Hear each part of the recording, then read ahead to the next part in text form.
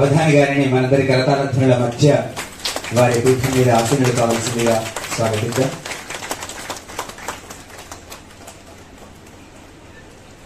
అవధానం సుసంపన్నమైంది, అవధానం దిగ్విజయమైంది అనే సంచాలకులు వారి ప్రకటన కూడా మనం విన్నాం. వారిని అతిథులు అభినందిస్తూ ఉన్నారు. ఈ కార్యక్రమాన్ని ఉద్దేశించి అధ్యక్షులు, సభాధ్యక్షులు ఆచార్య వెల్లంగ నిత్యానందరావు సార్ వారి యొక్క తొలి పలుకులను అందిస్తారు. వేదిక మీద ఉన్న పెద్దలందరికీ నమస్కారం. అవధాని గారిని విజయం పొందినందుకు మనసారా అభినందిస్తున్నాను. వస్తువు, కాలము, ఛందస్సు, ధారణ ఈ 4 స్తంభాలలో విజయం పొందిన మన మిత్రుడికి అభినందన తెలియజేస్తూ, మనమందరం మౌన విభూషితులమే కావాలి. దయచేసి నిన్న మొన్న మాట్లాడిన వాళ్ళు ఉన్నారు, వాళ్ళు ఉపన్యాసాలను త్యాగం చేస్తే బాగుంటుందని నేను కోరుకుంటున్నాను. ఇప్పుడు మీరు లేరు కనుక మీరు మాట్లాడారు. ఎందుకోసం అంటే మన ఆస్తికులందరికీ సన్మానం చేయాలి, వీరికి సన్మానం చేయాలి. అందరూ మళ్ళీ ఎవరి ఊళ్ళలోకి వాళ్ళు పోవాల్సి ఉంటుంది. అందువల్ల నా ఉపన్యాసాన్ని త్యాగం చేస్తున్నాను. ముందుగా ఆచరణ చూపెట్టాలి. దయచేసి అవధాన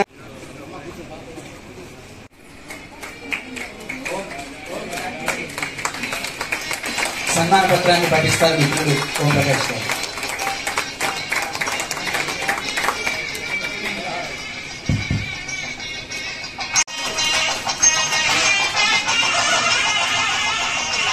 తొందరపడి ఒక కోయిల ముందే కూసింది అన్నట్టు శతావధాన సందర్భంగా షష్ఠిపూర్తి మహోత్సవం లాగా జరుగుతుంది. సత్రశ్రయముగా సన్మానించి ఇచ్చిన బిరుదము సయస్య అవధానం ద్యుమనిస్సయస్య. సన్మాన పత్ర రచన సాహిత్య అయితే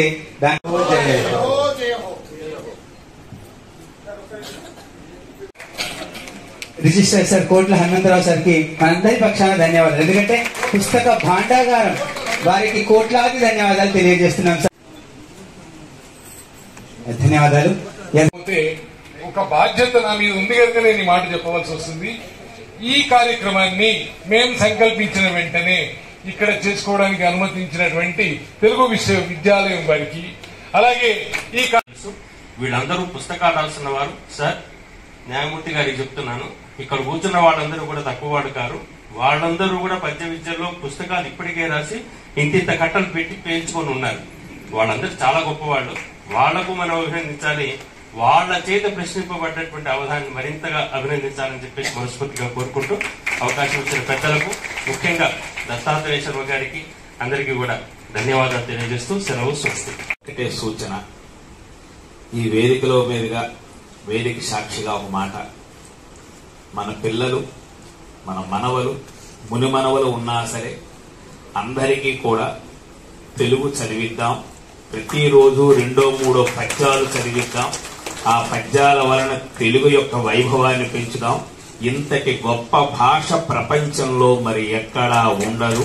ప్రపంచంలో తెలుగు భాష తల ఎత్తుకున్నట్టుగా ఉన్నత శిఖరాలకు చేసే బాధ్యత కేవలం పాఠశాలల్లో, కళాశాలలో ఉండేటువంటి అధ్యాపకులు, ఉపన్యాసకులదే కాదు, తల్లిదండ్రులది, తాతలది, ముత్తాతలది అందరి సంగతి తెలియజేసుకుంటూ నమస్కారం. అవధానం చేసినప్పుడు అప్పటి ముఖ్యమంత్రిగా ఉన్న ఎన్టీ రామారావు, ముఖ్య అతిథి లక్ష్మీపార్వతి గారు ఇరువురు వచ్చి ఆయన భావోద్వేగానికి లోనై ఆ ఉత్సాహంలో వెంటనే తెలుగు విశ్వవిద్యాలయంలో అవధాన కళాపీఠం ఏర్పాటు చేస్తున్నాము, దానికి డీన్ గా నాగపండి శర్మను నియమిస్తున్నాము అన్న మాటలు నేను రిపోర్టర్ గా 30 ఏళ్లు గుర్తుంది.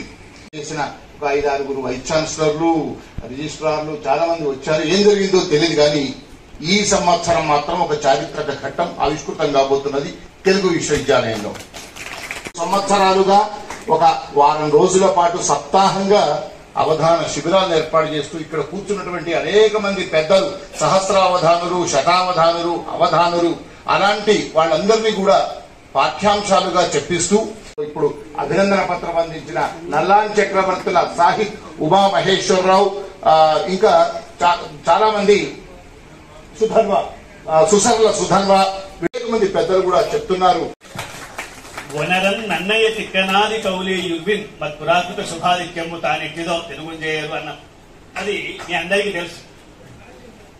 ఆ విధంగా ఎన్టీ రామారావు గారు ఆదేశించిన అది 30 ఏళ్ళు ఎందుకు జరగలేదో ఇప్పుడు తెలుస్తుంది. ఉత్సాహం ఉన్నదో ఇవాళ కూడా అదే ఉత్సాహం ఉన్నదని నేను సగర్వంగా చెప్పుకుంటాను. నమస్కారం అండి. ఈరోజు అవధాన కార్యక్రమం చూశాక నాకు మా నాన్నగారు గుర్తొచ్చారు. ఆయన కూడా ఈ సాహిత్య కార్యక్రమంలో ఎన్నటువంటి కార్యక్రమాలు జయప్రదంగా ఆయనకు సాహిత్య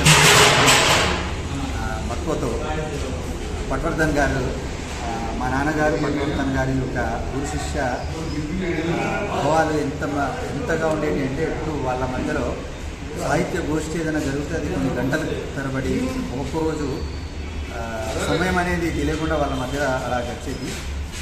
సో వాళ్ళ మధ్యలో అవినాభావ సంబంధం వల్ల మా నాన్నగారి పేరు మీద పట్వర్ధన్ గారు పిహెచ్డీ చేయడం జరిగింది. పిహెచ్డీ చేయడంతో పాటు ఆయన డాక్టరేట్లు కూడా మా నాన్నగారి పేరు మీద చేసినందుకు పట్వర్ధన్ గారి పేరు ఎనలేని అభిమానం ఉంది. ఎందుకంటే మా నాన్నగారి యొక్క చేసినటువంటి సాహిత్య కార్యక్రమాలన్నీ ఒక గ్రంథ రూపంలో చేసింది పట్వర్ధన్ గారే. దానికి మేము మా మడిపల్లి భద్రయ్య ఇందిరా చారిటబుల్ ట్రస్ట్ మా కుటుంబం తరఫున ఎప్పటికీ ఆయన పట్ల మేము కృతజ్ఞత భావంతో ఉంటున్నాము. సో ఇంత బ్రహ్మాండంగా ఈ 3 రోజుల కార్యక్రమం దిగ్విజయంగా ఎంత బ్రహ్మాండంగా జరిగితే మన అవకాశం కల్పించినటువంటి సంస్థ వాళ్ళందరికీ మనస్ఫూర్తిగా ధన్యవాదాలు తెలియజేస్తున్నాను. ఛానల్ వారికి. నా పేరు మడిపల్లి సాయినాథ్.